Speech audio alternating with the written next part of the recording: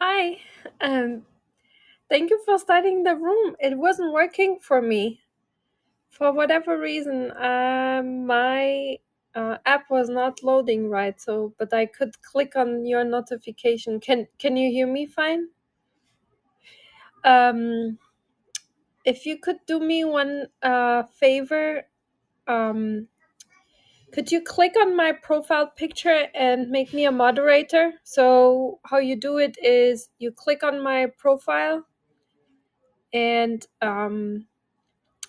and then there should be in the bottom make moderator an option. So if you could do that, Tim, then I can moderate the room, bring people up when they have questions and things like that.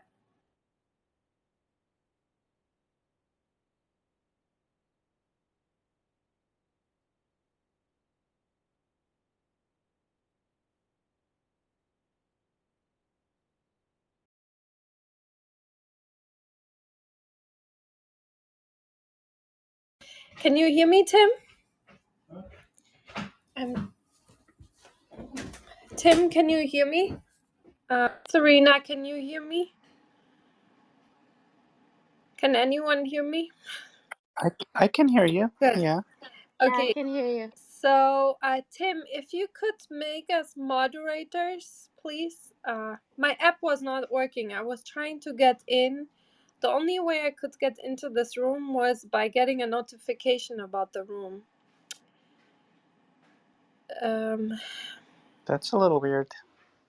Yeah, it wouldn't load. The app has been glitching for a while now. In fact, for me, whenever I enter a room, I can't leave. I have to close the app and come back in. Tim, Um, are you able to unmute your mic? It's on the lower right hand corner. Little microphone. If you can hear us. Okay. oh, great. Perfect. Thank you. Oh, Thank you there we so go. much. Okay, now I can make you moderators. Bring Victoria up. Victoria. Why were you in the others? I'm obviously following. I'm sorry. I never had this problem before that I couldn't open up a room or see any room. So thank you, Tim, for opening up this room. Oh, all good. Yeah. Yeah, didn't know I wasn't supposed to do that. I just clicked No, on it. no, you're Yeah. fine. You're good. Yeah, You're our Good. hero, actually. You've Yes, totally just fine. Yeah. saved the day. yes, you Ah, did. Victoria had the same problem, so we were talking on WhatsApp that we are having the same issue. So we got then your notification, and then we came here. So I had Yeah. the perfect. same Thank problem you for as well, starting the so it was room. every. Yeah, thank you everyone for coming. I'm sorry we are starting. I came late, but as I said, I completely restarted my phone because I thought it was my phone having issues. Me too. Same. Oh, I kept doing that yesterday. It's not your phone, it's the app, I promise. Yeah, it's so weird. I can't even see the room Okay. in the hallway. It's not showing in the hallway. Is it just me? No, I can't see nope. anything in the hallway. So Same, that exactly I, the I same. did see it in the hallway. I want, you did. Okay, good, I good. can. It says error. Well, I had error as well, but yeah. but some friends are here. That's nice. Yeah, it's a busy group. So, let so is me just. everyone's at NYU? Is that right? No, no. No. I'm at NYU. Serena is actually in the defense. She's working I for the Ah, military. yeah, okay. I'm All for right. for a defense contractor. I'm down in Orlando. Oh, cool. And Victoria, she's in. Is it in Portland or in Oregon? Mm. The Rahim. Wait, sorry. Yeah, I'm near Portland. I'm trying to ping people because I'm thinking maybe no one can see the room. Oh yeah, let me do But this. yeah, I'm near Portland. It's true. We had some sun today. It was beautiful. Oh, Yeah, nice. about 12 minutes. It was great. I hope you had time to go outside. Usually when I it's did. sunny, I never have But time. Okay. Yeah, let me add. I'm sorry that we are a few minutes late. I Oh, that's apologize. yeah, okay. That's everybody okay. should pay Yeah. And I'm people. all the way over in Scotland, so we're Oh, coming from all Yes. over. what Um, time of day is it there, Jamie? 2 a.m. Oh, jeez. Well, hopefully you enjoy today's discussion. I am very much looking forward to it. Actually, I Oh, was good, looking good. at your Yeah, paper; it's fascinating. And I was even showing it to a friend of mine who couldn't make it today, but he yeah, had some queries that, if it's relevant, I'll ask them later on. But I'm looking forward to it. yeah. It's a brave new world, that's for sure. Yeah, but yeah. being up So, this late, it's a small price to pay for science, eh? That's a great reference. I'm planning on rereading that book sometime soon. yeah. So we are from all over the world, from different backgrounds. Yeah, great. Scientists, Yeah. medical doctors. Dr. Shah, she's a medical doctor, if I'm not Hmm. mistaken. Engineers, all different backgrounds. Fantastic. I work in arts education and science ed Hmm. all over the place. Everyone just interested in new concepts, kind of like an audio version of a TED talk or something. Huh? Yeah, where you can interact basically Yeah, with it's the great. speaker. Yeah. So, yeah, that's the whole idea of this club, is like to bring Hmm. science closer to everyday people. Yeah, yeah, that's fantastic. Yeah. Yeah, and kind of we had we meet almost every day, and the days we don't meet, why did we met earlier in the day, so kind of Mhm. not at this time of the day, we kind of all missed it, and we were chatting how Yeah. bored we are and what should we do with our Well, evenings. well, so much better than watching Netflix or Stan or something, right? Exactly. Yeah. Yeah, but I sometimes we Yeah. meet by accident. We just can't help it.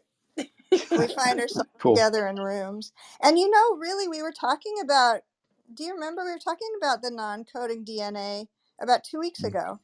But I Yes, don't Mm. we were. remember why. But we were talking about it happily. And Oh, now, Oh, that's great. was that the uniquely human set? I believe. mm, Yes, Hmm. yeah. a Cool, researcher cool. here that looked at a unique human gene sequences. So yeah. Hmm. Hmm. Yeah, there's a group at Sinai. Eric Nestler's team has Oh been yeah. looking at some of these long non-coding RNAs in humans in the context of depression and impulsivity and all kinds of other neuropsychiatric disorders. Yeah, it's a great group. I should Hmm. invite him. I didn't invite him.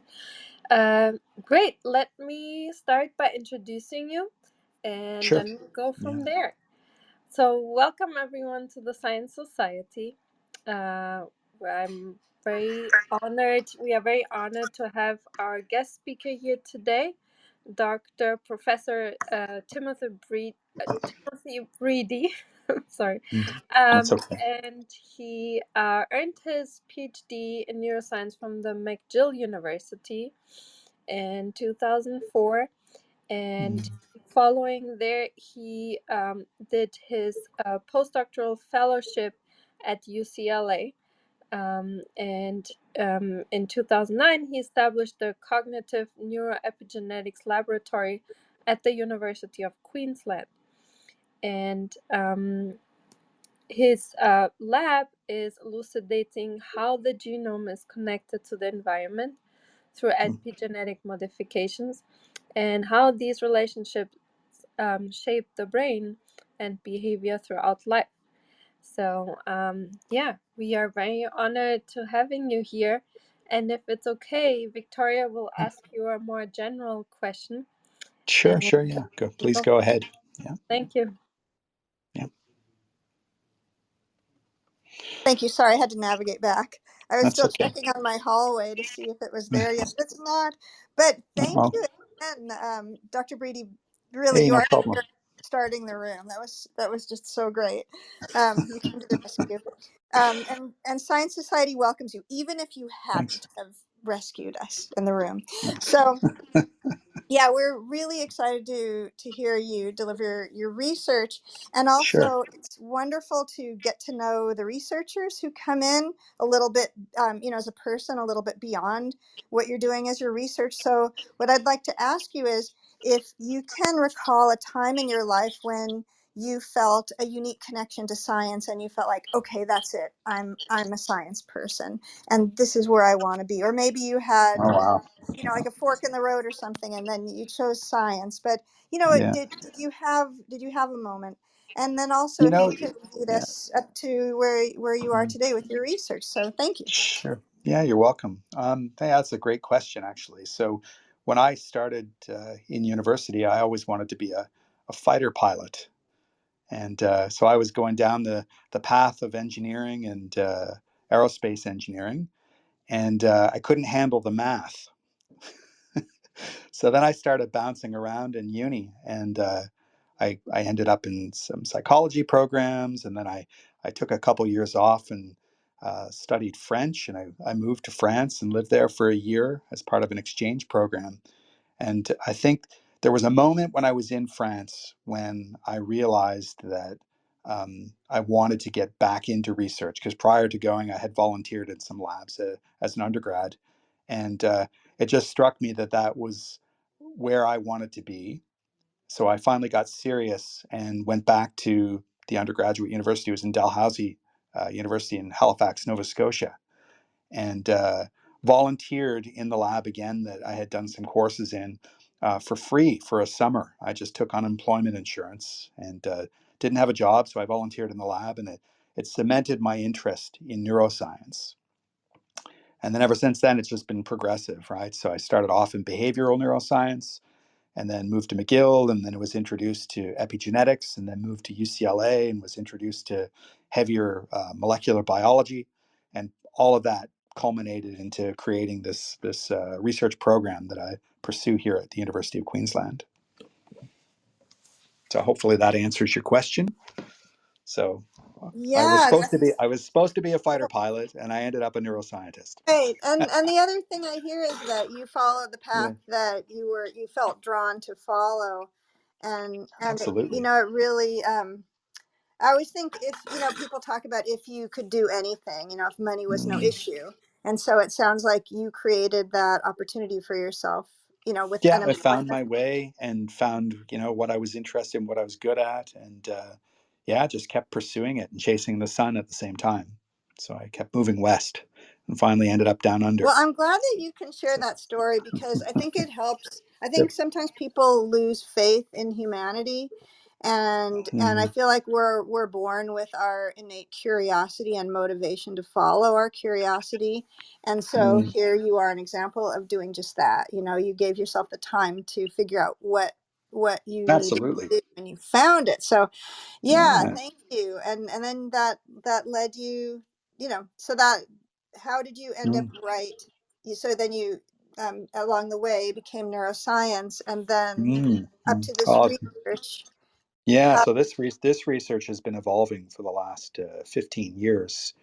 Um, and it all comes from interactions with people, to be quite honest. So as every step along the way, I've met someone new who interested or introduced me, sorry, to novel concepts in science. So the most influential person that I've come across in my career, there were two people. One, a person by the name of James McGaw at UC Irvine, who introduced me to the world of learning and memory, and then the person by the name of Professor John Maddock, when I came to Australia, he introduced me to this world of non-coding RNA. So if anyone's in the crowd is familiar with non-coding RNA and RNA biology in general, they'll know of John because he's been spearheading this movement for the better part of 20 years. This idea that junk DNA is not so much junk after all, and that most of our genome is actually quite active and functional. So that's what we'll talk about today. yeah, thank you. And even if we Mm, don't, I can assure you that everybody, like mm. people in the audience, are doing mad googling. you know, Oh, good, good, good, or good. taking Yeah, notes. he's But great. yeah, it is rather pompous to assume that something is useless just because we don't know what its use is. That's exactly his position on it. Exactly. right? So, and the reason that people hadn't or assumed it was non-functional is because we didn't have the technology at the time to interrogate the deepest parts of the genome, and now we have the tools available to us. So there's a lot more to come in the coming years for sure. Yeah, it's just, stay humble and stay curious. Yes, for And sure. yeah, so at that, you are Okay. welcome to launch into your discussion. Sure. And then Yeah. some either you can choose your format. Sometimes we have the guest speaker really is comfortable just delivering their talk and Yeah. coming to a close and then having a Q&A, or sometimes people like to have a Q&A to push them along. So whichever way you would like to have this room flow, it's yours. Okay. Well, I thought maybe what I would do is just introduce you guys to my excitement, why I'm so pumped up about RNA and RNA biology. And then I'll progress through and tell you a little bit about the research. But you guys feel free to interrupt and ask questions at any time, okay? Yes, and I will interrupt just for So, one moment. When you see people mm, flashing their mics like this, oh, yes. Yeah. we are applauding. Oh, okay. So Oh, that's awesome. Okay. if you see it, Yeah, I can only we're, see, just see a few people in front of me on the screen. But yeah, because I'm on my phone, I didn't know how to set this up on my I computer. think So, we're all on our phone. It's not really a computer-friendly app, so we do a lot of okay. scrolling. Okay. So, all right. Okay. Well, please. Cool. Yeah, it's all yours. All right, I'll take it away. So, you may or may not know this, but about 15 years ago, the human genome was sequenced for the first time. Okay, maybe a little bit longer than that. And then what happened was there were a bunch of consortium around the world, one called the ENCODE in the United States, and then the Phantom Project in Japan, which basically started just producing massive amounts of sequencing data, right? Looking at all different species and different cell types and et cetera, et cetera. And they started to publish these data, right? So around 2012, I guess, was when the ENCODE really started coming online. So you would see the massive dumps of papers into Science and Nature all at the same time, characterizing different aspects of the genome and RNA and DNA and what's happening inside different cell types. So I'm just trying to give you a little bit of a historical context. So what they discovered was that there's really, exquisite patterns of gene expression in different cell types, which I guess wouldn't be surprising. But then they also discovered all kinds of different layers of regulatory control of how genes are expressed, again, in different cell types. But then perhaps the biggest surprise, okay, that came out of the ENCODE project was that only 2% of the entire genome codes for proteins. So all the things that make us who we are, muscle, bone, neurons, all that stuff. Only 2%. Can you believe that? Right? And of the 2%, right, most of those genes, so it's like 20,000 genes that create proteins, their function is actually similar across species. So, what that means is that we as humans share 20,000 protein coding genes that are also the same protein coding genes in a worm, such as the nematode or the C. elegans, which is a model system that people use to study molecular biology and neuroscience. So, we're not so different from a worm, right? But what is different about humans and higher order organisms is this capacity for cognition. Okay. So, in the same vein of understanding that only 2% of the genome coded for protein, they also came to realize that the other 98% of non-coding DNA actually was transcriptionally active. So that meant that there's all kinds of RNAs being generated from the genome that don't make protein. So they stop at that stage and then they do fun things all in of themselves. But also in that context of these non-coding RNAs, folks started to realize that RNA can do a lot of things that every other molecule that we know of can do. So what I mean by that is that RNAs can act like DNA and can be inherited. They can be transmitted across generation. RNAs can also act like enzymes. So there's a class of RNA called ribozymes that have catalytic activity, so they're acting like proteins, right? And then there's this massive amount, this diverse population of regulatory or functional RNA that is we're just at the tip of the iceberg in understanding of what they do. We'll talk about those guys in a little bit later. But other things that also emerged in the context of RNA, and why I'm excited about it, is that there's many other layers of regulation that are really important for how a cell can function. So it turns out that RNAs can get localized, right? So they can fly around neurons. They can be expressed in different subcompartments of neurons, which can then lead to different functions, right? So you imagine how important that would be if it's a non-coding RNA that's regulatory, right? So it does all kinds of things to other processes in the cell, depending on where and when it's expressed. Now, RNA can also be modified, right? So it can be regulated by chemical changes to the RNA itself, which can change its ability to function, its ability to become protein, etc. Right? And all of this we know that leads to just basically different functional properties of this really interesting class of molecules. Now, that's important because we know that, if RNA is so functionally diverse and we can get a handle on all these different ways it can be regulated, we can potentially use it as a programmable therapeutic, right? So I'm sure all of you have heard about the COVID vaccine, right, which is an mRNA-based therapy, right? But that's just the beginning. More recently, folks have shown that RNA can be used as a therapy to treat heart disease.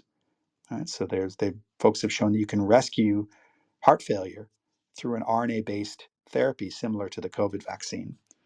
And a group in San Diego, just in terms of bringing it into the brain for my area of interest, a group in San Diego showed that you can actually use RNA therapies to rescue phenotype and behavior and brain plasticity in a model of Huntington's disease.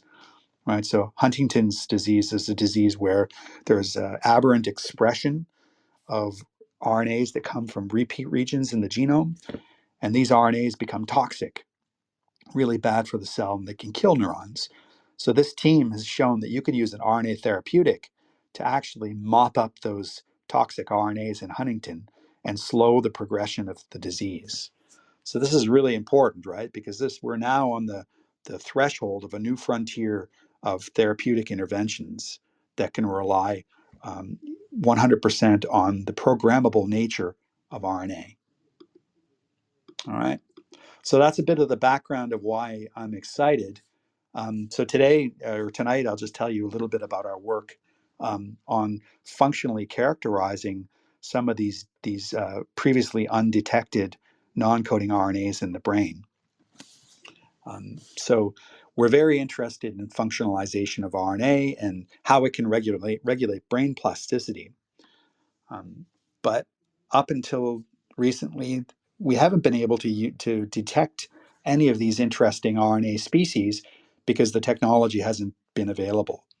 So if you're not familiar with sequencing, basically it's a massive high throughput approach to be able to detect the expression of all RNAs in the entire population at the same time.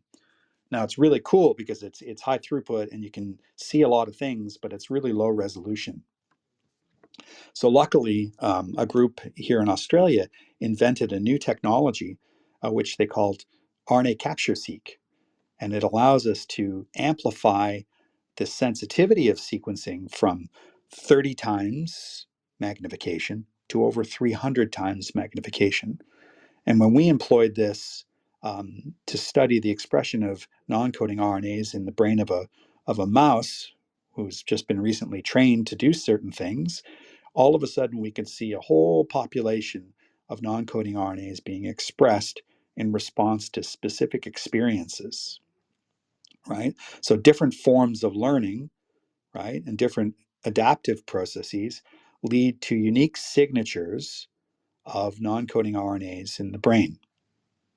So that's cool, right? I mean, that's fascinating to think that, different behavioral experiences and things that one goes through in life can engage different mechanisms of brain regulation. So, what I'll do is I'll just, I mean, I don't want to bore you with too much of the detail, right? But the take-home message is that we're looking at this class of non-coding RNA. They're called long non-coding RNAs. And these are all transcripts that are longer than 200 nucleotides, and they don't make a protein, okay? Most of them are expressed in the brain, okay? But they're typically really low abundant. But what do they do, right? So others have shown in different organisms and in different cell types and contexts that this class of RNA, okay, of which we thought was junk, right? It's not junk, right? There's lots of them expressed, and they do a lot of things, right? So they can interact with other RNAs to serve as kind of like sponges to sequester RNAs to promote or prevent them from being active. They can interact with proteins, they can interact with DNA. And what's really cool about long non-coding RNAs is that they're modular in their structure. So what this means is that you can have a single long non-coding RNA which can have 25 different variants, right? And each of those variants is really just a mishmash of different fragments spliced together. And each of them can have an independent function, and it dictates what and where they interact within the cell, and they can have extraordinarily different functional properties based on this modular structure. So Quick what we question. know of, yeah, sure, go ahead. Yeah. Are these localized to particular regions in the brain, like the hippocampus, or That's a great question. So we know that they can be exquisitely cell type specific and regionally specific. So you can look at some of the earlier work that John Maddock published showing brain images, right, cross sections of the hippocampus and the cortex of mice, and there's just this incredible specificity to where they're expressed. Not only that, but they're also highly state dependent, right? So there's some of them will only be expressed during early development, and then others will only come on in the adult brain, but only under certain conditions, right? Some are stress responsive, some are learning related. It's incredible, right? So that's an awesome question. Yes, there's a huge degree of specificity and selectivity for when these non-coding RNAs, these long non-coding RNAs, are expressed in the brain. So some of the cool functions, though, right, they can act as control devices, right? So they can tell proteins to turn on and off. They can direct proteins by serving as guides, and they can even serve as scaffolds to allow DNA to fold in different conformational states. And it's all being directed by the localized activity of these long non-coding RNAs. Right? So that's really important for today's talk. If you guys have taken a look at that paper, we performed some really interesting sequencing methodologies on the brains of mice that had been trained to either be afraid or not afraid. Okay, so in case you're interested in why we study this, it's because I'm very interested in how the brain changes in response to fear-related learning. And in particular, what goes wrong in the brain of people with phobias and post-traumatic stress disorder. So we use these preclinical paradigms, these preclinical experimental approaches using mice, and we can behaviorally train them to be afraid or not afraid of certain things. And then we can look inside the brain and ask what's happening at the level of RNA regulation in response to experience. Okay, so we also did something nifty in this experiment. So not only were we looking for long non-coding RNAs, but we wanted to increase the resolution of our ability to detect learning specific long non-coding RNAs. So we went ahead and used a method called fluorescent activated cell sorting. So we would harvest the brain of an animal that had been previously trained to either be afraid or not afraid. And then we dissociated all the neurons in the frontal cortex of the animal. And then we used an antibody that recognizes a protein called ARC.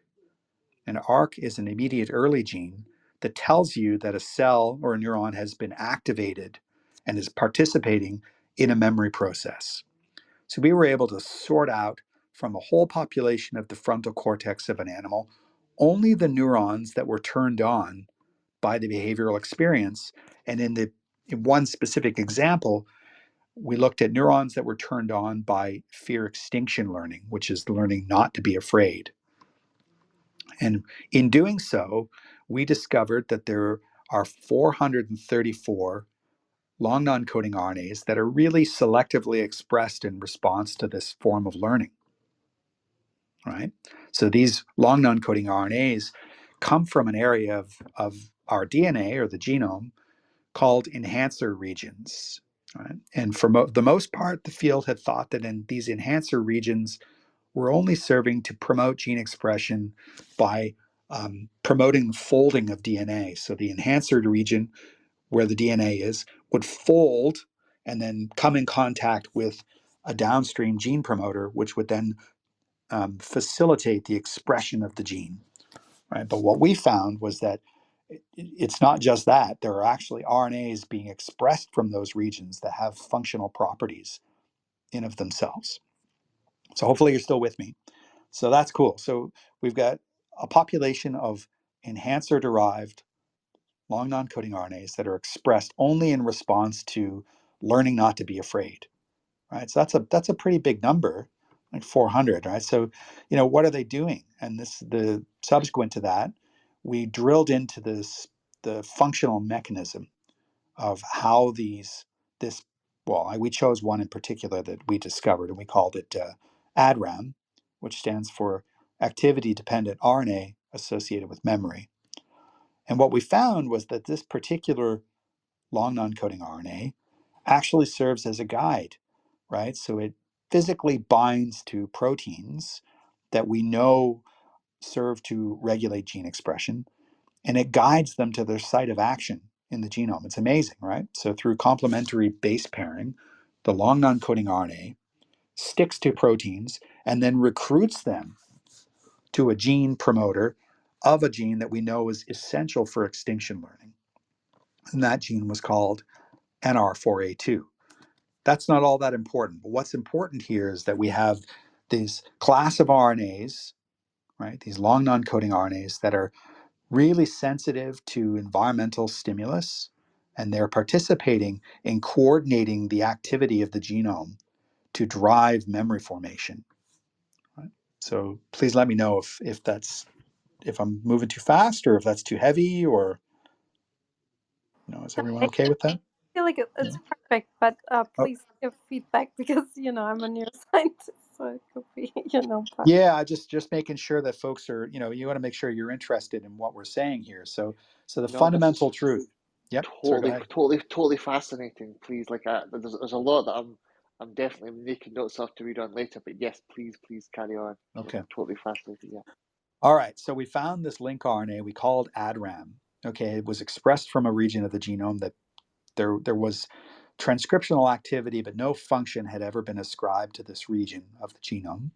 And this gene in particular, we found that it basically serves as a tuner, right? So it's telling another gene, you need to be turned on now because you're essential for this form of learning.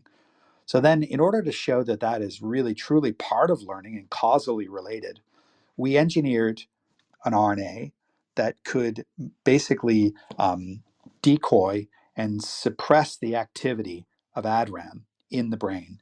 And we introduced this into the brain of the mouse, and lo and behold, we got a massive impairment in the memory, right? So we were able to functionally manipulate the extinction memory by disrupting the activity of this long non-coding RNA called ADRAM. And importantly, all of those molecular mechanisms that I mentioned earlier, like in terms of how it recruits epigenetic modifiers to specific sites in the genome, all of those functions went away when we knocked down ADRAM in the brain. So this tells us that this long non-coding RNA, which is experience dependent, right? So it's turned on in response to a specific learning process, is essential for the formation of that kind of memory. So that's kind of that storyline there in terms of what we presented in this paper. That would be the real take-home message for everyone. But I could take you a little bit further and tell you that not only are these long non-coding RNAs expressed in different cell types under different state-dependent conditions, but they also go to different regions of the cell. So more recently, in unpublished work, we're showing that there are long non-coding RNAs that are only expressed out of the synapse, and they do an entirely different functional process out of the synapse as opposed to what they're doing inside the nucleus of the cell. So you can imagine if you've got link RNAs expressed virtually everywhere in the cell, their primary goal is to promote the rapid on-demand tuning of a cell's function. And this is really important for learning and memory, right? Because things happen really fast when you're learning that requires really, really rapid changes in the way a cell works. Okay. And there's a school of thought to think that thinks that memories reside primarily in changes at the synapse. Um, I agree in part with that there are massive changes in neuron to neuron connections that occur during learning, but it's distributed, right? So there's rapid things that happen that are mediated by long non-coding RNAs that are out of the synapse, but there's also lots of fun things happening in the nucleus in the context of RNA-directed regulation of our DNA in response to experience as well.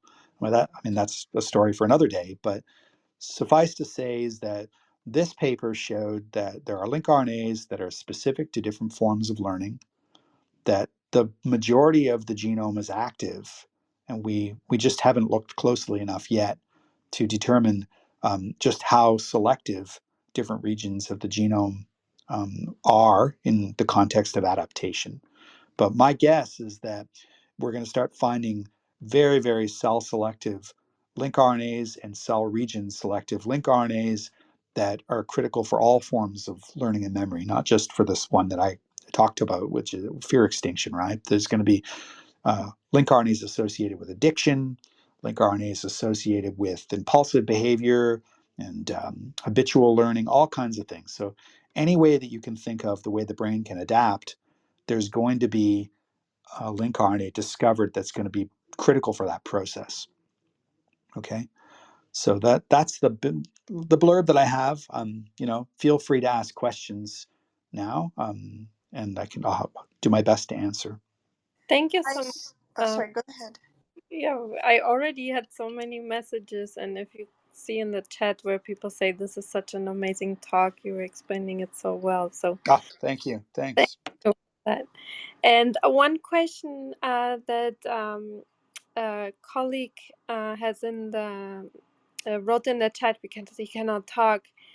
He's asking, how did you choose NR4A2 and not one of the others? Was it because you saw already some upregulation, or was it some previous work that that led you to this? Well, we chose NR4A2 as our focal point because of the history of that immediate early gene, which has been really well characterized in different forms of learning and memory. So a group in Iowa, his name is Ted Abel. He runs the Neuroscience Institute at the University of Iowa. He discovered that these IEGs were critical for learning and memory a long time ago. And then his postdoc by the name of Marcelo Wood later went on to show that this particular IEG is really subject to epigenetic regulation, right? So we connected the dots with this particular link RNA that we discovered because of its proximity to NR4A2. And because once we saw that the ADRAM gene was expressed, we also saw that we looked concomitantly at NR4A2 and found that it was upregulated as well, right? So most of the genes that we looked at for validation in that study were based on the fact that the link RNA was expressed proximal to this protein coding gene, and that all of the protein coding genes that we looked for gene pairs had previously been shown in some way to be involved in plasticity.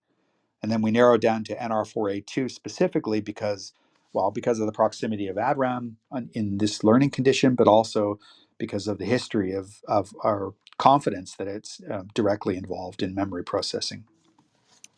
I Yeah. have a question for the future study, probably. Did you, or are you going to plan to look into a disease model where there's a mouse-like form of PTSD or some other Mm. fear-related disorder? Well, we use that model in the lab all the time, right? So we use a Pavlovian fear conditioning paradigm in the lab that we use as the kind of like studying the basic principles of the learning that is associated with phobia and PTSD. So I don't think it's necessary, at least in my hands, to develop a model that's specific to PTSD, because I think we're capturing the fundamental elements of the learning that's related to it. What's important is that if we can find genes or non-coding RNAs that are selective and involved in, say, fear learning versus fear extinction, I mean, that would be incredibly useful, right? Because then we can perhaps start developing therapeutics that selectively target the extinction process as opposed to the underlying fear memory, right? So there's a rich history in the fear learning world about what is fear learning and what is fear extinction. Is fear extinction, which is the ability to basically inhibit or control the original fear memory, is that new learning or is it erasing the original memory? There people ask me that all the time. When I do extinction studies, am I erasing the original memory? And I can tell you that it's a little bit of both, but more often than not, it expresses itself as a unique learning process, right? And that's really great. So if learning to control fear is a unique learning process, then that means we can go after it and target it selectively to enhance it. And we've done exactly that in other studies in the lab, where we've discovered another class of non-coding RNA called circular RNAs. I don't know if you guys have ever heard of these, but they're non-coding RNAs that actually form basically a stable circularized transcript. So they've spliced to themselves. So now you literally have RNA circles flying around the cell. And we found that there are populations of circular RNAs that are only expressed at the synapse again.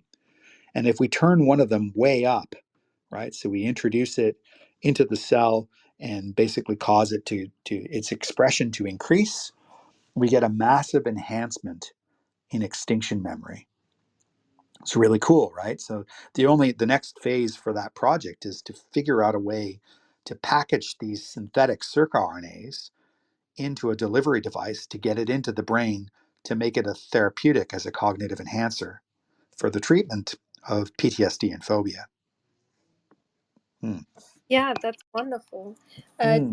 you see a subpopulation in your animals that have a harder time to do extinction, just like in people that cannot really learn that they're safe again? And do you think you would see differences in this mechanisms? Absolutely, absolutely. So, in that study, we actually, because we've known for years that there are pretty significant sex differences in fear learning and extinction learning.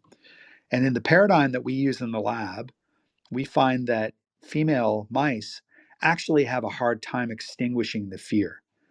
And it's not so much that the female mice are not able to learn extinction. It's just that the original fear learning is just so very strong that different conditions must be met for them to have effective extinction learning. And what we found is that in those female mice using this paradigm where they don't learn to extinguish, ADRAM's not turned on.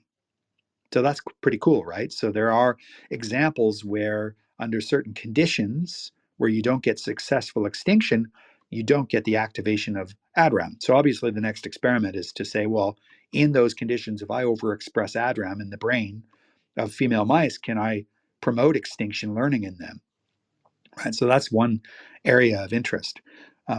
We're also interested in looking at genetic vulnerabilities. So in a different set of experiments looking at different non-coding RNAs, we studied mice that had a genetic vulnerability for impaired extinction, right? So they're called the DBA mouse. So we use a mouse in the lab called a C57 mouse, which is a standard laboratory mouse.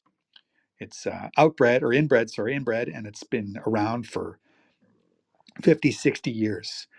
The DBA mouse is a more recent line of mice that folks have been using for other purposes, but along the way they found that they had these wicked impairments in different forms of learning and memory, and one is extinction, right? And it has something to do with their genetic background and maybe the way their brain forms, whatnot. But what we found is that there are RNAs that are expressed in the C57 mouse, specifically in an area of the brain called the amygdala, that if you express that same RNA that is found in the C57 mouse amygdala, put it into the DBA mouse, which doesn't normally express it, you can effectively rescue extinction memory. So in this case, we've used a non-coding RNA, right, that we could overcome a genetic vulnerability and promote that learning process. So that was a paper published, I guess, 2 years ago now in a journal called Biological Psychiatry. And the kind of RNA that we were playing with in that study was called a microRNA. So hopefully folks have some idea of what microRNAs are. They're really interesting little creatures. They're tiny RNAs. They're only 20 nucleotides long. And they fly around the cell as a guide complex for a degrader called dicer. And when they recruit dicer to a target based on the 20 nucleotide sequence, which finds a complementary sequence in an mRNA, they can promote the degradation of that RNA. All of that stuff's happening in the brain in response to experience, and lots of that activity is also happening out at the synapse too. So long story long, yes, you can rescue a genetic vulnerability by using RNA-based therapeutics and using regulatory RNAs to promote gain of function. Wonderful. Yeah. Amazing. Yeah, please go ahead, ask your questions. I saw Dr. Shah unmiking Yes. that Kyle has a question he asked me before, and then please everyone else go ahead. Okay. Yeah, don't be shy. No, I hopefully, we are not it might have shy. been a lot of information, but feel free.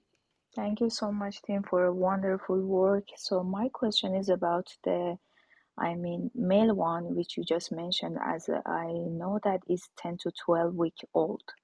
But for Yep. the female, you had a pregnant female, and what No, was the age? So that was not.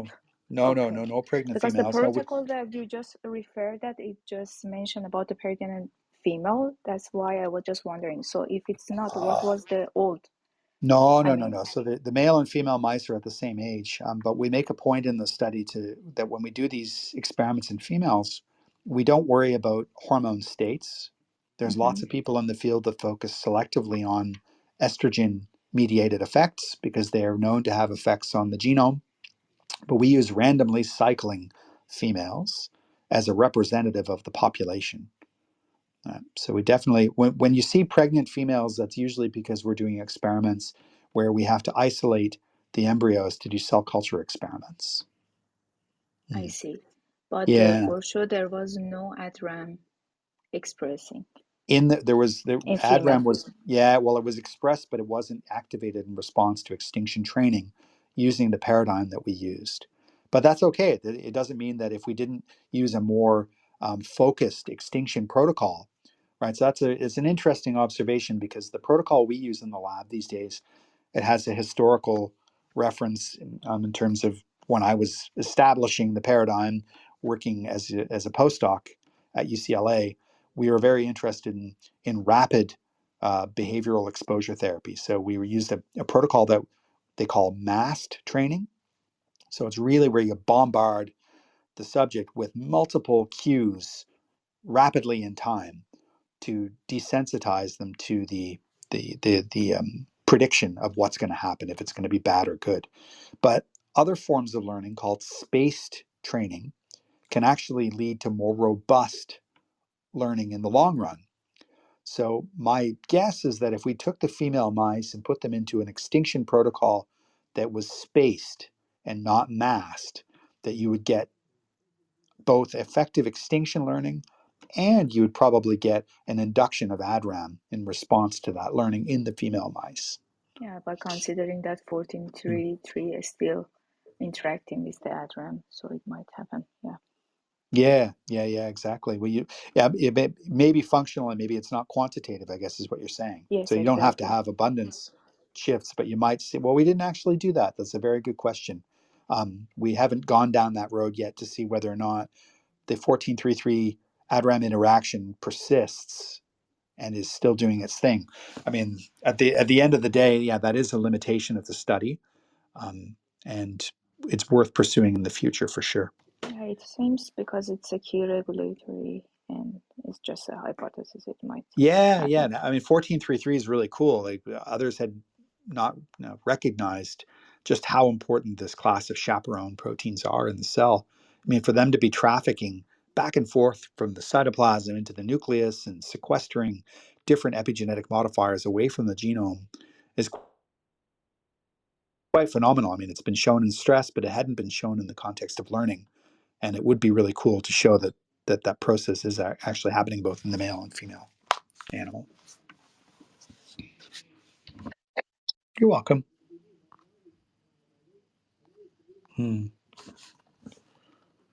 Okay, if I can jump in then, if no one's in the queue at the moment. Sure. Okay, I've got a couple of like sort of dumber questions, so please correct me if I'm misunderstanding anything here, right? Okay. That when you mentioned about the extinction, the fear extinction learning, right? Yeah. That from what you described, that's like someone learning to not be afraid, right? Like a person could like and their real life could, I don't know, like try and skydive or meditate or any number of actual Mm-hmm. behavioral things people can do to overcome like a fear or a phobia or anything like that, right? Yes. Um, Yes. so that's the thing you're talking about. Now, when that happens, like in the real world, doing that, I mean, obviously it's all the real world, you get what I'm saying. Mm-hmm. Is that producing the ADRAM? Well, we Is don't that, know yet. I mean, that's a great oh, question. I mean, I would okay. expect that in humans that there's going to be a similar link RNA. It may not be exactly ADRAM per se, but it'll be a similar link RNA that would be dynamically expressed in response to this switching, right? Because essentially what extinction's telling you to do, it's telling the brain that, hey, this cue used to predict a really bad consequence. And now, when the cue comes in a neutral world or a neutral environment, it no longer predicts that. So your brain has to switch. And it's that activation of different brain regions that leads to the cognitive flexibility of switching one's behavior from a relevant context to a different context. Right. So then Yeah. if I was scared of a spider when I was a baby, but then I'm Yes. older and then I stand and I see a spider in the bath, and if I keep Yes. seeing that, I'm then less afraid because it's a Yes. neutral environment, and neural plasticity means that my brain can adapt and change, right? Yes. To the Exactly. new situation, Exactly. rather than always being afraid because I learned it a long time ago. And then the Yes. ADRAM thing is the interference of that and the plasticity. I'm good a bit, yeah, lost Yeah, and but I think it might be really context specific, right? So the ADRAM induction might only occur under different specific contexts that are not the same as the original fear context, right? I mean, you don't want when a person learns not to be afraid of something anymore, they don't want to erase the fear forever. They just want to tune the response so that it's relevant and important to the context in which the person is at that moment in time. So spider, you need to be afraid of the spider if you come across it in the garden. You don't want to get bitten, right? mhm, Do you see what I'm saying? Like but you don't. If you see the spider on a television screen, then you know that the context doesn't warrant that response anymore, and that's where the induction of ADRAM should come in and help the brain to adapt to make that decision to respond appropriately, depending on the context. that is fascinating. And one last Mhm. thing before I give the floor up to somebody else, Sure. is that does this mean then that like theoretically, with something like this is such a crucial underpinning of how we learn and grow and all sorts of things?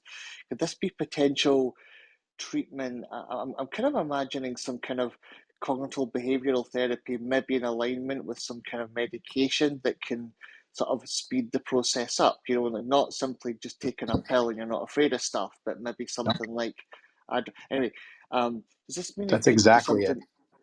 Oh, cool. Does this mean it's something that could potentially be applicable in all sorts of things, such as the fear of public speaking, or even like the fear of failure that people can have in other types of learning, or any Absolutely. number of anxieties and things like that to Yeah, really and push us? impulsive behavior and drug-seeking behavior, anything that requires a person to ramp up the ability to have more cognitive flexibility, I think is really the beauty here, right? So it will be like this sort of idea is that it will be an adjunct to therapy, right? So that you can strengthen learning um, Mm, under normal behavioral conditions. So I just use the doctor's office and the exposure to the spider as the example, right? So that what would happen is that you would go to the doctor's office, you'd take the treatment in conjunction with the behavioral therapy, and then it would strengthen it such that when you went out into the right. neutral world, the memory would be strong enough to express itself anywhere. So you kind of promote the generalization of the ability to control fear. So it absolutely would function as an adjunct to cue-based exposure therapies, for sure. Yeah, That is mind blowing. Thank you very yeah. much. Okay, You're welcome. whoever's next can ask our career. Thanks very much. That actually led very well into the question I was going to ask. I've been reading a lot of this paper, Inhibitory Mechanisms in the Processing of Negations, a Yeah. neural reuse hypothesis. So that's basically what I was looking at. It's almost actually a form of ascetic practice, Mhm. in a sense. And so I was wondering if you could just go in a little bit more detail as to perhaps how that works. Mm. Basically, building inhibitory control and also Yeah. the use of negation. Okay. Well, I mean, the inhibitory control is, I mean, at the network level, it's really quite interesting, right? So you have in the prefrontal cortex, there are two subregions which are really cool. So there's one called the prelimbic region, which is more dorsal on the top end of the brain and the frontal cortex. And then right below it is an area called the ventral medial prefrontal cortex, or the infralimbic region of the prefrontal cortex. Why that's important structurally is because the top one, PL, we call it, prelimbic, has excitatory connections to the emotional center of the brain called the amygdala, whereas the infralimbic prefrontal cortex, which is really just below it, it actually has inhibitory connections. So that's cool, right? So now you have one brain region which receives all kinds of connectivity from the hippocampus and different other cortical regions, where one is like the go signal and the other one's the stop signal. So when we're looking at all of these changes that occur in response to extinction learning, what we're really looking at is the activity in that area that promotes the stop signal, the infralimbic region. I mean, does that kind of answer your question a little bit? Is that there's an integration between inhibitory pathways and excitatory pathways in the brain, of which when we were looking at this in the mouse's brain, we are focusing specifically on that area that drives inhibitory control over the emotional center. And then what we found is that there are genes that promote that signal, right? And ADRAM is one of them by way of its regulation of NR4A2. So the permissive signal of telling the emotional center to slow down comes from this infralimbic region of the prefrontal cortex, of which we were studying the selective activity in response to extinction training. Right? So Yeah, there's that was yeah. So go ahead. sorry. That was amazing. So there's a lot of talk about meditation right Mm-hmm. now, and Yeah. um, so there's attention and arousal states that are Yes. also Yeah. used in a form of meditation. So that is kind of what that reminded me of, and you explained that so very well. So Yeah. this is really good knowledge for anyone that's willing to listen. So thank you so much for sharing. Yeah. You're welcome, for sure. Thanks. That's a great question. Thank you. I have another. a couple questions from the audience that wrote in the chat that I wanted to ask because they apparently they don't want to come up and Well, that's okay. Yeah, that's okay. I can't see the chat function there, but go ahead. You. yeah, it's fine. I'll do that. So they're asking about male and female differences, and Mm, are there maybe also differences in how the male versus female display behaviors? absolutely. Yeah. Yeah. Great question. Yes. So there's definitely different. I guess we'll call it. What's the word I'm looking for? Well, it's an approach that, or what's the word? It's tip of the tongue. I can't remember the word right now. But yes, so males and females do behave differently under stressful conditions, at least when I'm talking about mice here right now, okay? So some animals, mostly males, will exhibit a freezing like behavior, which is a measure of, we use freezing as a measure of memory strength. But other animals will actively dart and avoid, right? So they'll run and they'll try to escape, right? And females tend to use that strategy more often than males. So yes, I mean it's possible that when we're doing these experiments that we really have to expand the repertoire of the behavioral responses in the specific context, right? So females are much more efficient learners and they use better strategies to cope as opposed to the males, at least in mice. I think it's also true for humans. I think there's a lot of similarities with our furry little friends there. Although the prospect of being an industrialized organism is kind of just has me Mm. reflecting on that old show Pinky and the Brain. I'm just thinking, like, Mm. do you ever have any bad like juju? How I don't know how else to phrase it, but like any reservations about experimenting in this way on these organisms? And if it's too personal, I don't mind Uh, you passing. But that's always what you comes to know, mind. no, it's a great question. And yes, my entire career I've always wrestled with this idea of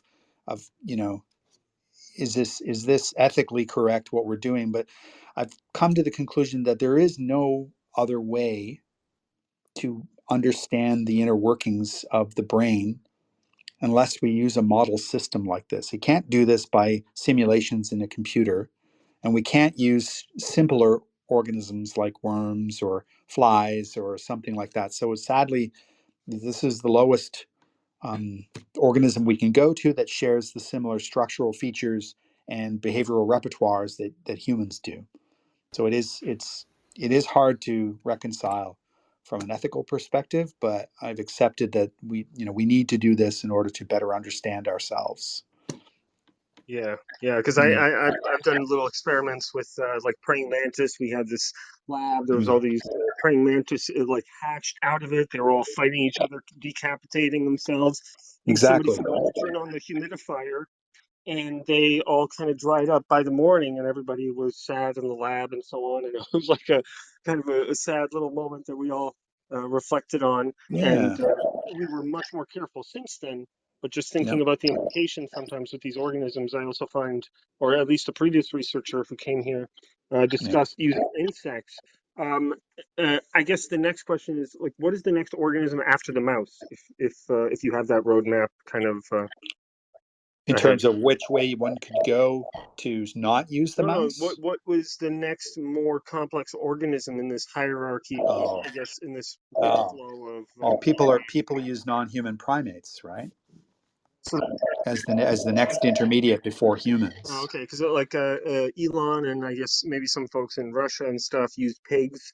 So pigs are also very So intelligent, very pigs, complex. yeah, pigs are really good for studying like cardiac function and stress hormones and stuff like that. And yeah, I guess they did use them for controlling brain devices, right? But the next stage, of course, and sadly, would be non-human primates. Oh, okay, okay. Thank you. Yeah. Yeah, but I've it always goes in the found it. opposite. Sorry to interrupt, but it goes in the opposite direction. There are now movements towards driving organic typic cultures, so you can use these things called brain organoids, which can recapitulate different developmental processes in the brain. So it's not good for studying learning and memory, of course, in the adult brain.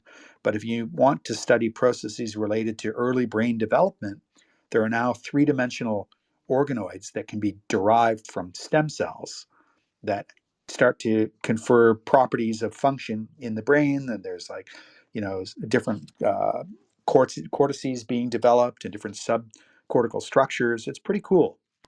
But again, it serves a purpose, but doesn't necessarily capture what we're trying to do with understanding complex behavior.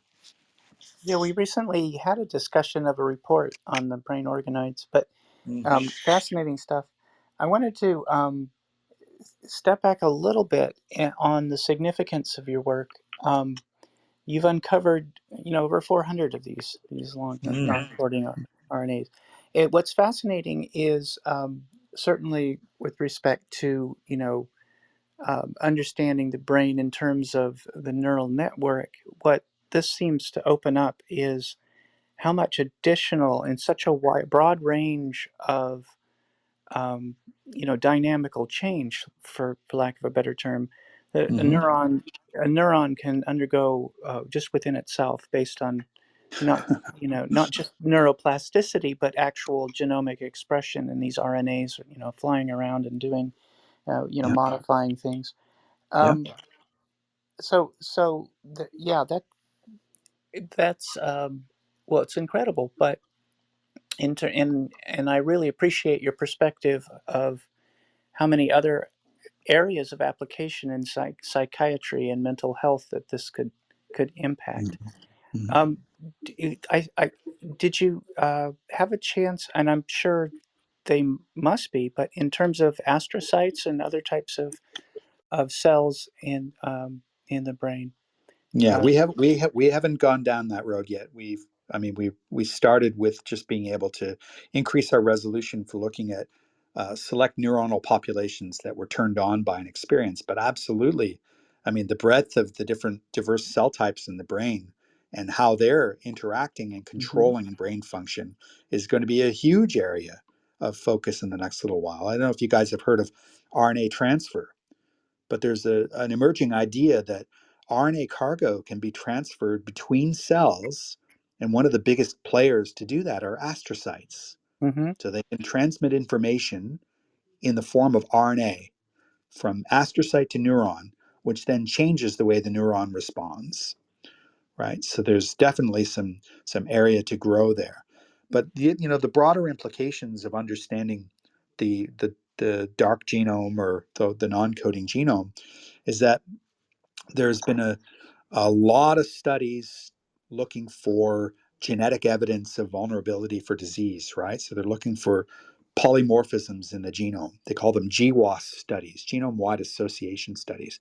And what to date, folks have kind of come to the conclusion that maybe there had been a big failure because they can't predict a person's vulnerability to disease, at least a complex disease like a psychiatric disorder, based on mutational profiles derived from samples taken from the blood. Just doesn't work that way, right? Part of what we're doing is saying, hold on, maybe there is a connection, but you need to look in the non-coding genome and look at where those mutations are occurring and what is the functional relevance of those mutations in those RNAs that are being expressed from those regions, right? Because typically GWAS studies were like, oh, look, there's a mutation. It's 2 megabases away from this protein coding gene, but because it's close enough, it must be associated with that gene. Do you see what I'm saying? So non-coding, to understand the non-coding world, is going to help us understand all of that effort that has been driven towards understanding genetic prediction of disease. But then the plot's going to get even thicker because we're also starting to come to realize that, you know what? Every neuron in the brain is actually a pretty selfish entity. And all it wants to do as a cell is survive and integrate into networks to promote its survival, right? So the more often it's connected to an engram or a memory process, the more likely it is going to survive in the long term. So the neurons, we're starting to investigate this quite heavily, is that they're suckers for adaptation. So they'll change. They change their propensity for responsiveness across their own lifetime. So they're not fully part of the collective. They are part of the collective, but on an individual level, a neuron is constantly adapting and updating its functional responses to the environment around it. And part of that, we think, involves changes in the genetic code. So somatic mutation, right? So there's changes in the DNA code that correspond with lifelong experience that could be different from one individual neuron to another. Imagine that. That's crazy, right? Yeah, that is crazy. That kind of reminds me of whenever I have the flu or even COVID, I always feel kind of like a conscious difference. And so, Yeah. like, I'm asking, I guess, the question, to what extent do viruses mess with this sort of regulatory framework? And in the memory function, does the memory function in any way correlate with immune activity? Because I guess I've been taught or learned along the years that neurons tend to bring with them an armada of the immune system, and wherever they go, they tend to bring accelerated regeneration and other things like that. So I do Yeah. like the picture of them being their own organism, but maybe you have some intuition about how these microRNA or other structures play into this Mm. orchestration with the immune system. So there's definitely crosstalk, but what's even more fascinating is that neurons, by their nature, are postmitotic. They don't differentiate, right? So they're terminal. They've co-opted a lot of the immune regulatory machinery to serve their own benefit. So there are enzymes that are involved in RNA and DNA mutation that's critical for causing diversity in the immune response. Okay, so there's these enzymes called ADARs, and these ADARs actually have been co-opted by neurons to promote updating in neurons as well and adaptation in neurons. So the immune system is, in all effect, a memory system, right?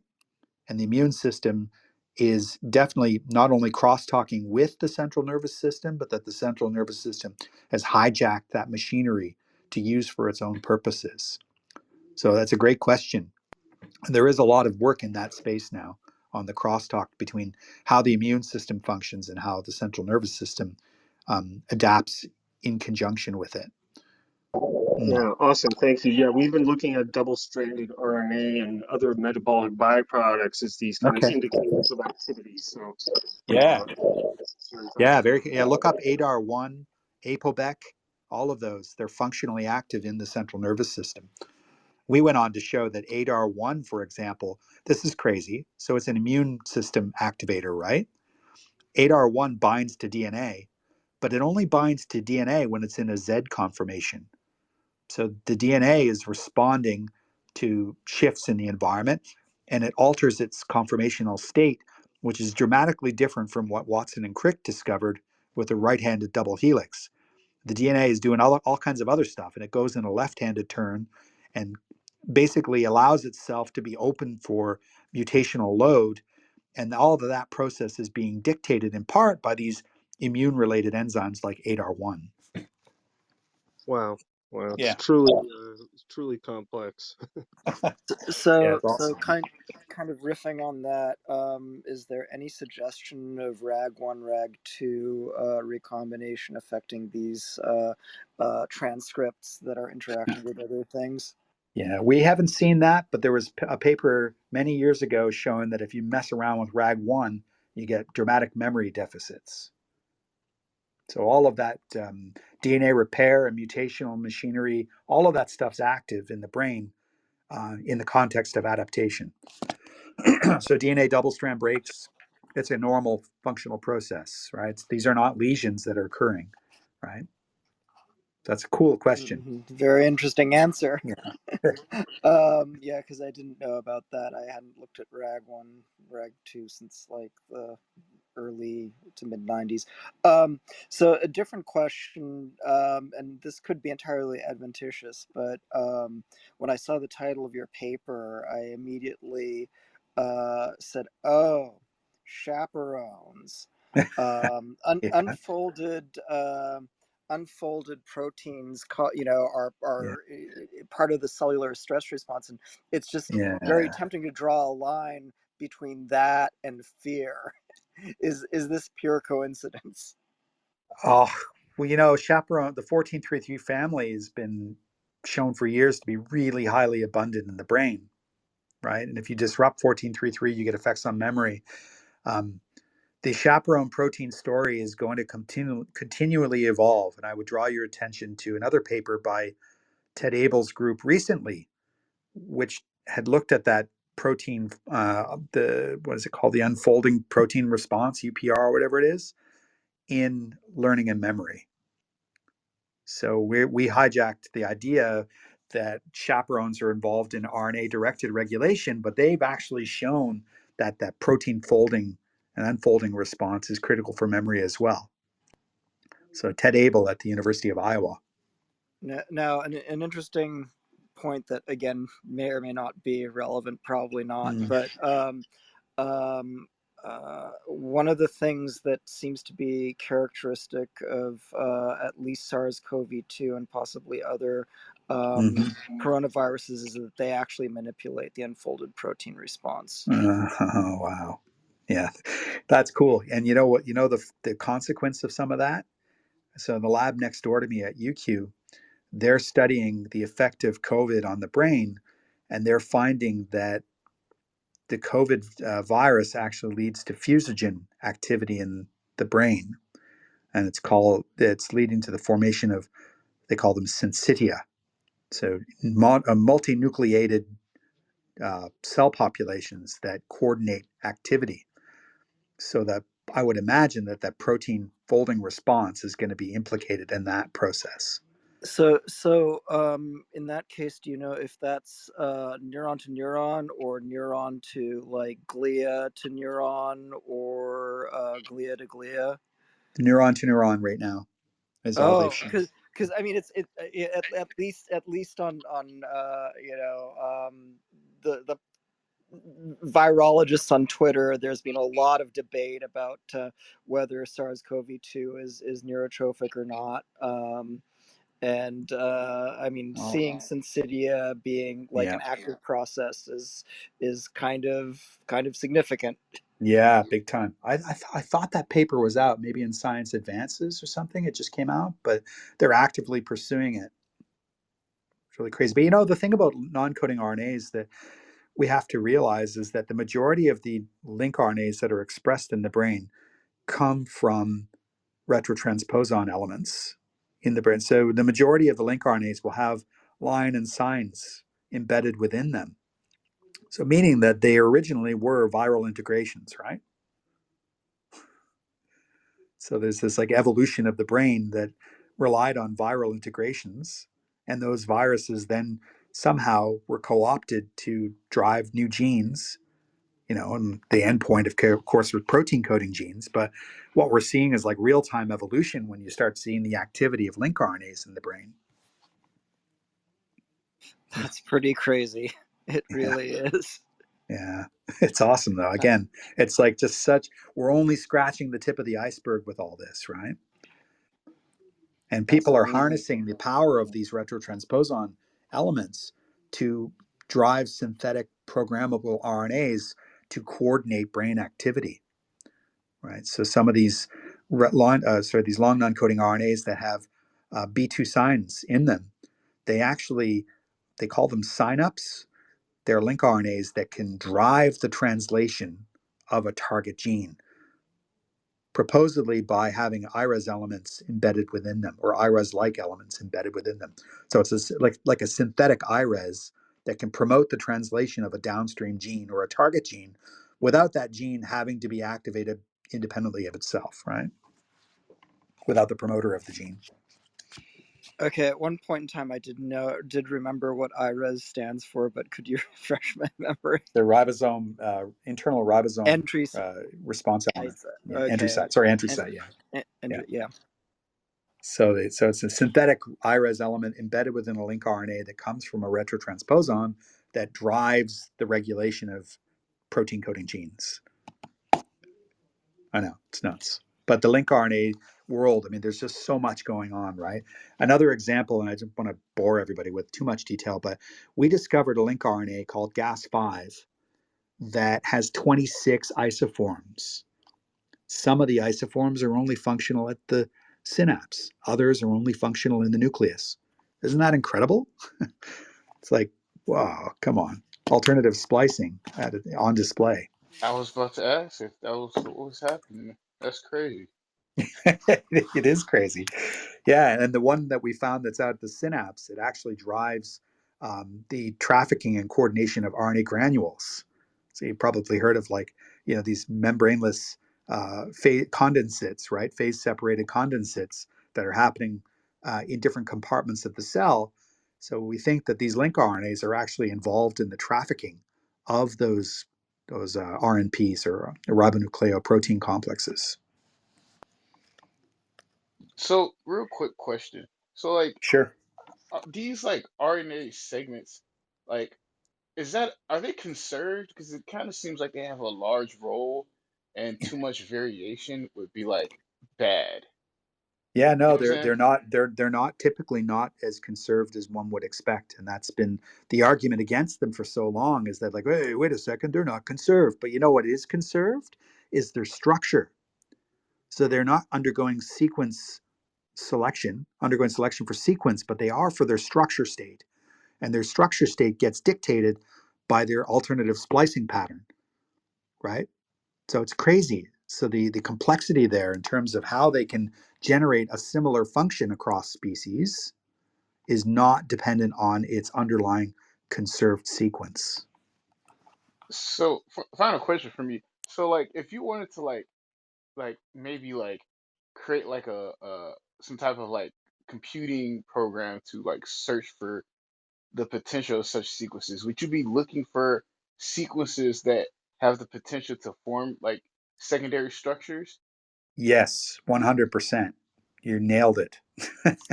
Absolutely. If you could find a way to predict the structure state based on the alternative splicing pattern, then you'll nail the ability to predict function. Absolutely. This is crazy. Good. Hi, it's Jamie again. Can I just share one a thought and observation I had as you were describing everything here? That Sure. was how fascinating would it be if you could have a chance to have a look at I've heard of some human beings who like can't feel fear, like they're not Oh, able to, oh wow. and Yeah, yeah. and and have a look and see is what you're working on, would it to see this mechanism either overridden by too much ADRAM or does it not work at all? Or I'm sure you could probably find some fascinating stuff in that, eh? Well, yeah. At that level, yeah. I mean, I don't know how we would get in to be able to see whether or not there's selective gene expression happening in the brain, but we get at least look for regional activity, saying that there's a population of people who have superior autobiographical memory. They're called SAMs, and they just remember everything, right? So it's kind of the opposite of, you're talking about a person who doesn't feel fear, but what about the person who just can't forget? They just remember everything, right? I That's I think I what would be heard of fascinating that. to understand. Yeah. I don't know if it was a fallacious story, but there was like a Russian, he's a chess player and something like that, and he could remember everything. He had to Mm. kind of learn to forget.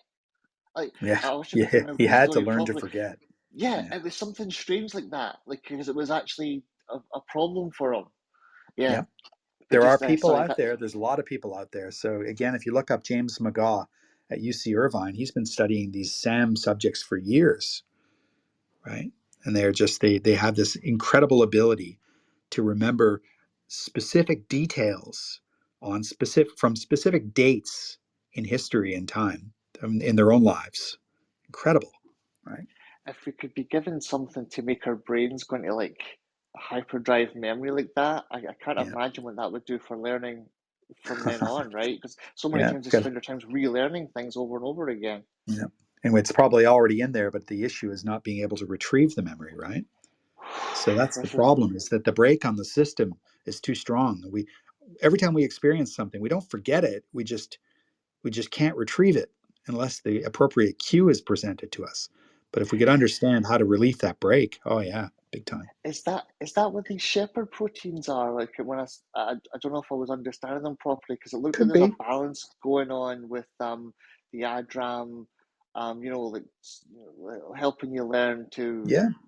you forget. But there's something else that's countering that, right? To Yeah, kind of say, absolutely. do a little bit of a job, but not too much, not too Yeah, much. yeah, that's right. That's right. We discovered a microRNA many years ago that was only activated at the time of retrieval. So, and it promoted the updating of memory. So it would temporarily repress processes related to one memory to allow new learning to proceed, right? So my guess is that that's the beauty of non-coding RNAs, is that they're so rapid and fast acting, they can function on the order of milliseconds. They don't need the long industrious process of generating a new gene, a transcript, manufacturing a protein, causing the protein to change. They can happen and be functionally relevant on the, like, kind of like enzymatic reactions, really, really quick. And that's what you need for memory processes, right? And so I think a lot of non-coding RNAs are going to be functioning on that time scale really, really quickly.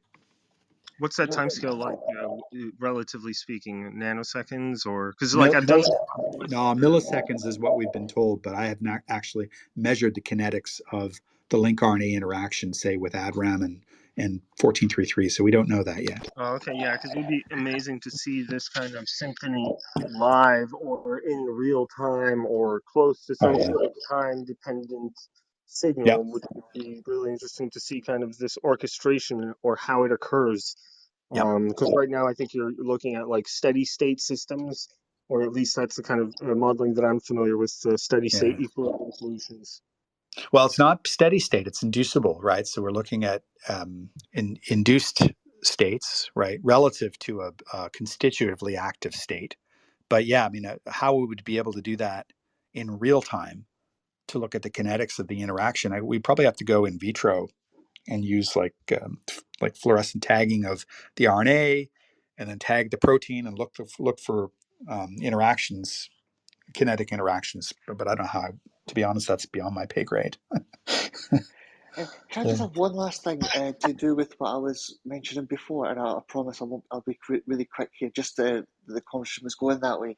But when you mentioned that there was potentially mRNA things that were inhibiting like recall and things like that, you know, that there's a lot more going on with the learning and Yeah. retrieving process.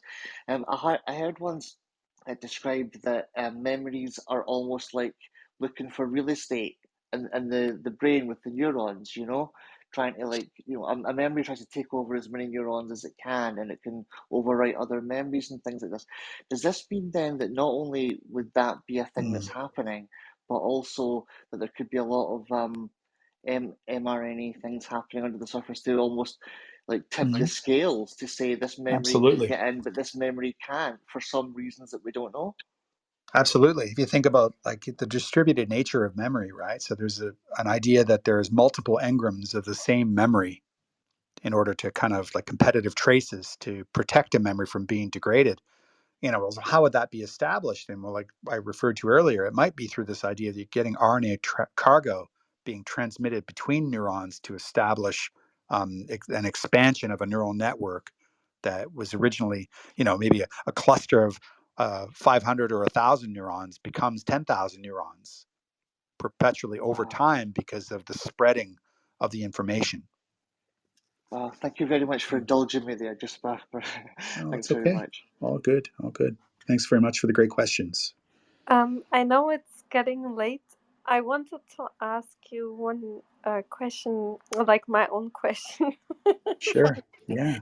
Do you think that this is the most likely mechanism for inheriting traumatic memories? You know, epigenetic mechanisms like methylation are stripped away during Mm, development, yeah. but the non-coding DNA doesn't. So, Mm, and it self-replicates and so on. So do mm, you think, and is that something you would like to look into? So we aren't pursuing that question directly. We have collaborators in Melbourne that have been studying small RNA mediated transmission across generations, right? So you can get behavioral phenotypes that occur as the function of paternal experience, right? So paternal exercise or paternal stress shows itself up in the F2 generation, and they think it's mediated by small RNAs.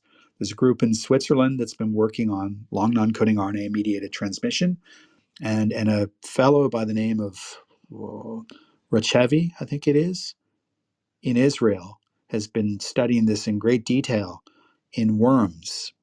And extraordinarily, they found small non-coding RNAs that are expressed in the brain of the worm, in neurons, that somehow get transmitted across the germline. So a signal from the brain gets perpetuated. That's just mind-blowing when you think about it. So non-coding RNA, I think, is going to be a major feature of non-genomic modes of inheritance. I'm waiting for him to tweet the GIF that goes along with that. You know who I'm talking about, eh? He's definitely a presence on Twitter. It's like you have to immediately share it with me once you see it, please. I'm just curious about the circular RNA in the synapse being Yeah. Is that transmitted to the postsynaptic region? It's And we is there we any know it's indication? expressed in we know it's expressed in the postsynaptic compartment because it interacts with scaffolding proteins for NMDA receptor. Okay. Mm, It couples right into. yeah. Wow. Cool. Well, all right, everybody. Thank you very much. That was a very cool discussion, and I Yeah. really appreciate the invitation. And that's great. And just to apologize if I did the title a little bit provocative, also to the Oh audience. There was a no, discussion. that's great. This is great. This provokes conversation and debate and all kinds of things, right? Yeah, because I labeled it junk DNA, and I did it kind of on purpose because I don't believe in junk DNA. So, so I Awesome. apologize. But yeah, this was wonderful. Thank you so much. You explained everything very well. The audience was very Great. interested and great feedback. And I hope we have you back sometime in the Yeah, future that'd be again. fantastic. Love to join in again. Yeah. Wonderful. Th- That Thank you makes so me much. always happy when the speakers also had fun. So, Yeah. yeah, You know what you should do with a topic though? You should get a few of us in the space online all together and have the debate together, yeah. right? I Mm, thought that. I thought that mm. in the future, Yeah. once we have invited speakers, enough speakers of a topic, Yeah. that they know us, that we then make like a group session. So I totally agree with you. I'm so happy you think that Yeah, that'd also. be a lot That's of fun. a good thing. Yeah, we might need another pandemic to help coordinate all the schedules. 'Cause, I think this schedule, like True.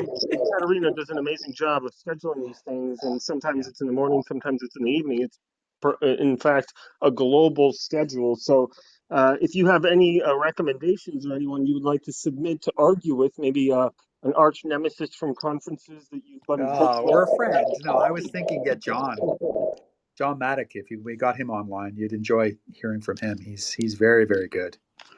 Yeah. As He's the Clubhouse's resident grandfather debate, of non-coding RNA biology in this country, anyway. Yeah, I that got would be pinned one. up by like 3 people because I'm Clubhouse's resident debate coach. So I'd love to moderate that. If y'all do that, that would just make me all peachy Cool. keen. Yeah. Perfect. All Yeah. right. We had Jenny Graves here from Australia. I don't know. I think she would maybe be more, Yeah. more a defender of actually the junk DNA term. But anyway, but she Yeah. was wonderful. She gave about the micro chromosomes. Okay. Yeah. She gave a talk about that.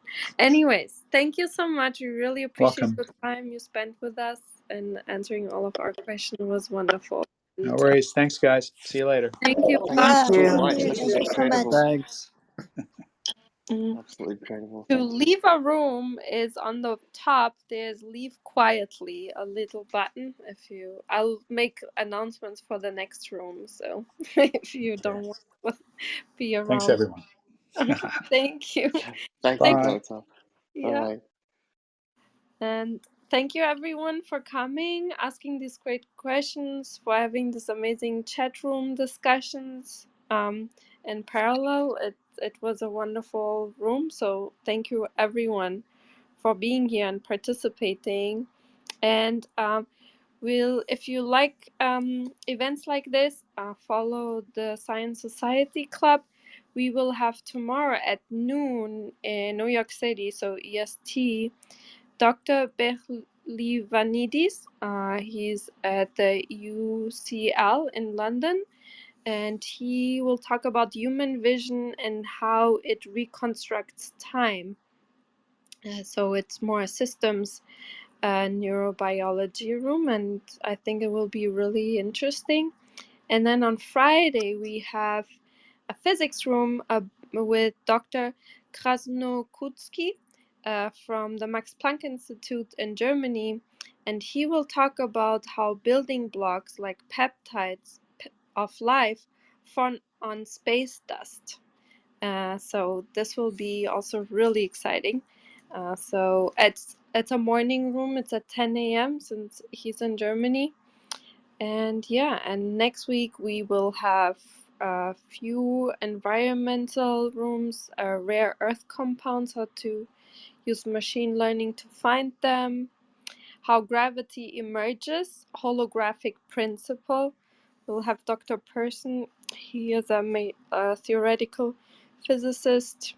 Then about laser development, Parkinson disease, and IBM researcher from Switzerland who will talk about neuromorphic computing, neural networks, and he's focusing more on the synaptic side of it. So, yeah, thank you everyone for coming. Come back, join us again, and have a good night, morning, day, wherever you are. Thank you very much, everybody. Thanks, Good night. everyone. Bye. Thank you. Bye. Bye bye. See you all soon.